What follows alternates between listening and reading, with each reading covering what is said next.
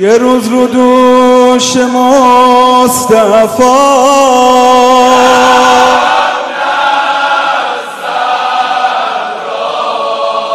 یوم علی وجه سرا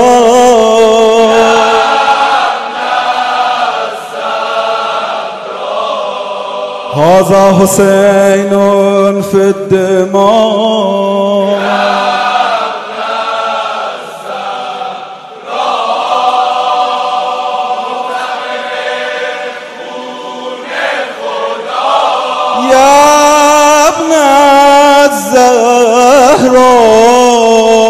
अस्सलामुअलैकुम, आप देख रहे हैं ANY न्यूज नेटवर्क। मैं हूं मोहम्मद एहसन। साहिवाल पाकपतन से ब्यूरो चीफ हाफिज गुलाम मुस्तफा वट्टू की रिपोर्ट के मुताबिक बाबा फरीद पेपर मिल में मुबैना कत्ल की वारदात। मुदस्सर अली वाल मुनीर अहमद को मराइन चक नंबर 10 SP चामाले वाला पाकपतन अड्डा यूसुफ वाला नूरशाह रोड साहिवाल में वाक़या बाबा फरीद पेपर मिल मजदूरी करता था, जिसको मुबैना बेरहमी से तशद्दुद और बिजली के झटके लगाकर मुबैना कत्ल किया गया। थाने फतेह शेर साहिवाल पुलिस ने मुकदमा दर्ज कर लिया और मौके से मोहम्मद शबीर ठेकेदार को भी गिरफ्तार कर लिया है।